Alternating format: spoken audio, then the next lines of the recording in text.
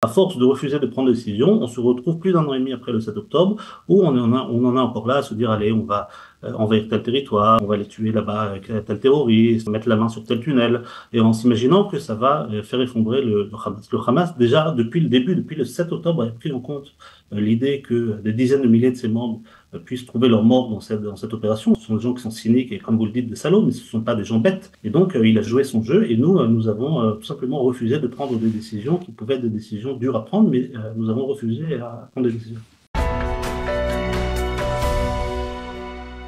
Nous avons le plaisir d'être en ligne avec Jonathan Keller. Jonathan, bonjour, Boker Tov. Boker Tov. Merci d'être avec nous. Je rappelle à nos auditeurs que vous êtes ancien officier des renseignements militaires israéliens. Avec vous, je voudrais qu'on essaye de mieux comprendre ce que va impliquer ou ce que pourrait impliquer donc une opération militaire de reconquête de l'intégralité de la bande de Gaza, c'est-à-dire, pour être précis, des 25% de la bande de Gaza qui n'ont pas encore été conquis par l'armée israélienne. Et même lorsque je dis ça, dites-moi, je ne pense pas me tromper en disant qu'au début de la guerre, les forces israéliennes sont rentrées dans la ville de Gaza. Ils sont rentrés aussi dans les camps du centre. Il y a eu déjà un petit nettoyage, si je puis m'exprimer ainsi, n'est-ce pas? Alors, tout à fait. Il y a des endroits dans lesquels on n'était pas rentré, du moins jusqu'à présent. Je pense par exemple au camp de Deir el-Balah. Mais effectivement, comme vous le dites, nous sommes rentrés dans la ville Gaza, puis nous en sommes sortis, puis nous en sommes encore rentrés, puis nous en sommes encore sortis. Ça fait partie du problème de toute cette guerre où on fait en effet des opérations de nettoyage sans maintenir une continuité dans l'opération militaire. C'est-à-dire dans le cadre des accords qui ont permis la libération des otages, on est bien d'accord. C'était à ce moment-là que l'armée a dû se retirer, n'est-ce pas? Certaines fois, c'est vrai, dans le cadre d'accords de cessez-le-feu, l'armée a reculé. Certaines fois, l'armée a reculé tout simplement pour des considérations tactiques, pour se concentrer dans d'autres endroits. Alors, concrètement, maintenant, parce que on va essayer de comprendre pourquoi, par exemple, le chef d'état-major considère que c'est une opération extrêmement dangereuse, extrêmement risquée. Pourquoi cette appréciation du chef d'état-major? Alors d'abord, il y a une espèce de cabale médiatique contre le chef d'état-major. C'est tout à fait insupportable. De mon point de vue, c'est tout à fait insupportable le fait qu'à chaque fois qu'il y a une personnalité, quelqu'un du monde juridique, du monde administratif ou du monde militaire qui ose exprimer une opinion indépendante, surtout contraire à celle de Sarah Netanyahu, on lance une espèce de lynchage médiatique contre elle. Vous parlez de Sarah Netanyahu ou de Benjamin Netanyahu? Surtout de Sarah Netanyahu, je pense que... Qu'est-ce qu'elle vient faire là, Sarah Netanyahu là, avec... On a vu ces derniers jours des posts de Yair Netanyahu et des briefings dans la presse de Sarah Netanyahu et de son entourage contre le chef d'état-major. C'est tout à fait, c'est une technique proto-soviétique de lyncher des personnalités publiques qui ne font que leur travail et leur devoir, et c'est tout à fait insupportable. Alors bon, on va essayer de neutraliser, on va dire, cet aspect des choses, mais pour arriver au bout du, on va dire, au fond, sur le fond du problème. D'abord, peut-être une question de fond. On a accusé Benjamin Netanyahou d'avoir laissé faire, d'avoir grandi, laissé se développer le Hamas dans la bande de Gaza pendant des années et des années et des années, d'avoir adopté une politique de retenue.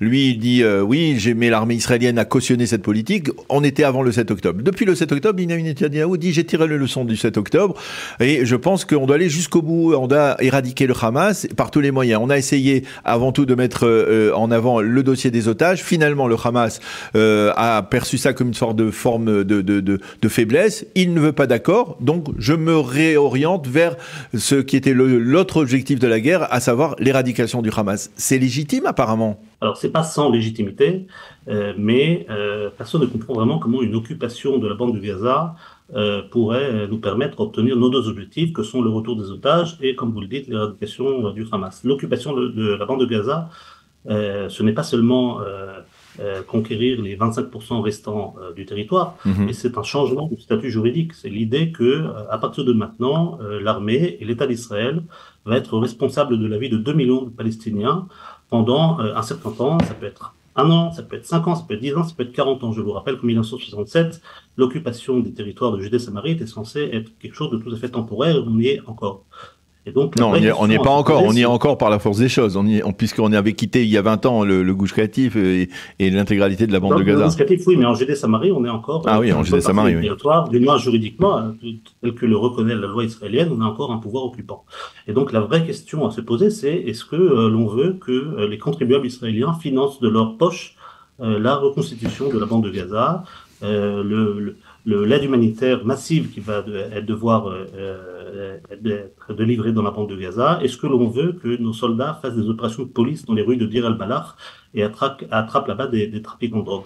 Quelle est l'autre alternative? Parce que le chef d'état-major, lui, il dit on n'a pas besoin d'occuper Gaza en entier, on peut se contenter d'un blocus. Expliquez-nous quelle est la différence. Alors, tout à fait, je trouve que c'est un peu une opinion un peu bizarre. Je pense que son opposition de fond sur l'idée d'occupation, elle provient tout simplement d'une question de ressources. Le chef d'état-major et l'armée dans son ensemble, d'ailleurs, comprend que il ne s'agit pas de quelque chose à court terme, il s'agit, le fait de l'occupation même peut durer entre 3 et 5 ans.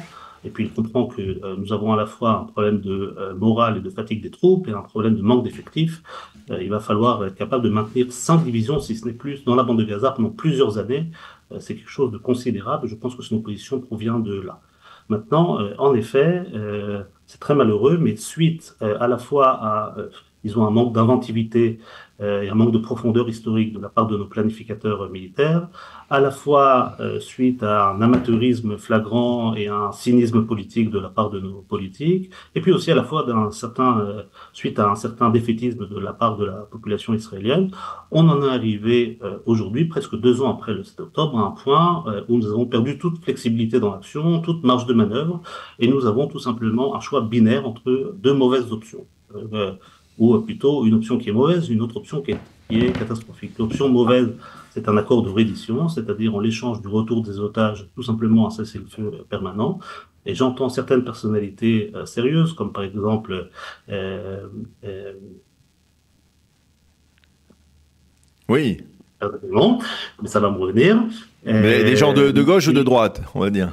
Non, alors justement, des gens qui sont très loin d'être des colombes, et qui sont très loin d'être des gens qui ne comprennent rien en problème de sécurité, qui aujourd'hui disent que c'est l'option qu'il faut malheureusement choisir. Et même si, entre nous, Jonathan, cette option, on a l'impression que c'est quelque chose, c'est-à-dire c'est une baguette magique, c'est-à-dire on va dire tous les otages contre la libération contre l'arrêt de la guerre. Vous croyez réellement, d'après votre expérience, même militaire, hein, mais d'après le bon sens, que le Hamas va accepter ? Parce que tout ce qui s'est passé ces dernières semaines prouve que plus on cède, plus le Hamas augmente ses exigences et que il n'a jamais eu véritablement l'intention de libérer tous les otages. Qu'est-ce qu'on fera si le Hamas dit non, pas les 20, mais les 15 derniers, on libérera. On veut garder, parce qu'il sait très bien que s'il garde 5 otages, c'est son atout de survie. Alors, oui et non, je pense qu'il y a peu de risques dans une option comme ça.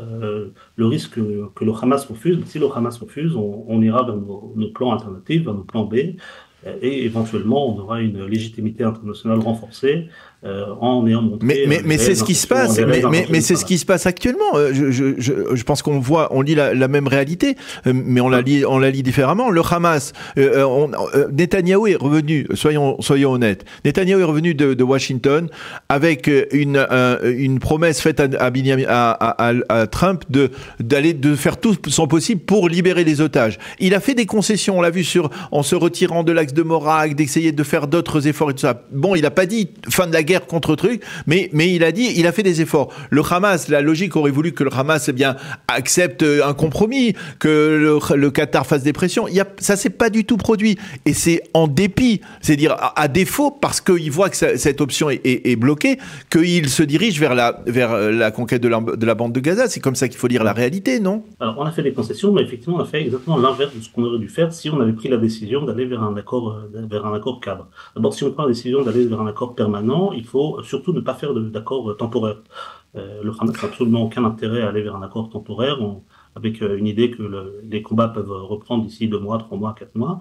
Et puis ensuite, ce que l'on a fait, c'est qu'on a fait des concessions d'avance. On a renouvelé l'aide humanitaire en force. On a offert gratuitement au Hamas un cessez-le-feu à mi-temps. Vous imaginez, Jonathan, 10 heures par jour. Et de plus, Macron et le reste des dirigeants dans le monde ont offert aux Palestiniens la reconnaissance d'un État palestinien. Donc le Hamas s'est trouvé dans un plan où il n'avait absolument aucun drive, aucun avantage à faire quelconque concession. Et c'est Israël qui est responsable de cette situation, ou c'est le Hamas? C'est pas du tout ce que je dis. Non, effectivement, le Hamas est responsable de cette situation, mais je pense que le gouvernement de l'État d'Israël, jusqu'à présent, s'est refusé à prendre une décision. Est-ce qu'il veut aller vers un accord cadre? Je pense qu'il y avait certains points dans le temps où on aurait pu imaginer un accord cadre qui soit positif, dans lequel le Hamas perde sa souveraineté sur la bande de Gaza, avec des accords avec des partenaires internationaux et régionaux. Mais le Hamas n'a jamais... Le Hamas n'a... aller vers une occupation à long terme, voire à très long terme de la bande de Gaza, et une responsabilité sur la vie de 2 millions de Palestiniens. Mais le Hamas n'a jamais sous-entendu qu'il accepterait un tel accord. Il n'a jamais sous-entendu qu'il libérerait tous les otages. Il n'a jamais sous-entendu qu'il accepterait son désarmement. Il n'a jamais sous-entendu qu'il accepterait de renoncer à un quelconque pouvoir dans la bande de Gaza. C'est-à-dire, sur quelle base on peut dire que oui, si on avait fait ça, le Hamas aurait accepté? C'est impossible. On connaît bien, on sait bien à qui on parle. On sait bien qu'on parle à des salauds.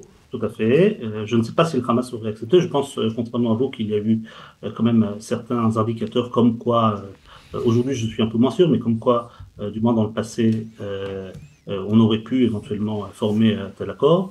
D'ailleurs, la décision de la Ligue arabe cette semaine qui demande au Hamas de céder à sa souveraineté et quand même fait jurisprudence, c'est quand même un développement. Oui, mais on voit pas, on voit pas le monde arabe faire pression suffisamment sur le Hamas ou sur le Qatar, qui d'ailleurs entre nous, vous êtes d'accord avec moi, qu'il joue un double jeu. Il est à la fois médiateur et à la fois il attise une politique de refus de la part du Hamas. Et de toute façon, le sujet ne se posait pas, il ne se pose toujours pas aujourd'hui, parce que le gouvernement de l'État d'Israël s'est refusé même à débattre l'avenir de la bande de Gaza, à débattre par exemple, quelle sorte de gouvernement, quelle sorte d'accord militaire, quelle sorte de structure civile et militaire on puisse établir dans une bande de Gaza post-Hamas.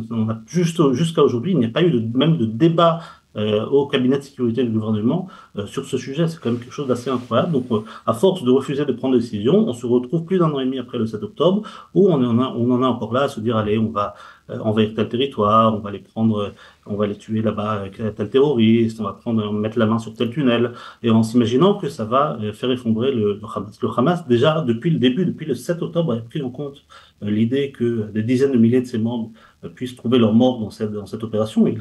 Ce sont des gens qui sont cyniques et, comme vous le dites, des salauds, mais ce ne sont pas des gens bêtes. Et donc, il a tout à fait joué son jeu, et nous avons tout simplement refusé de prendre des décisions qui pouvaient être des décisions dures à prendre, mais nous avons refusé à prendre des décisions.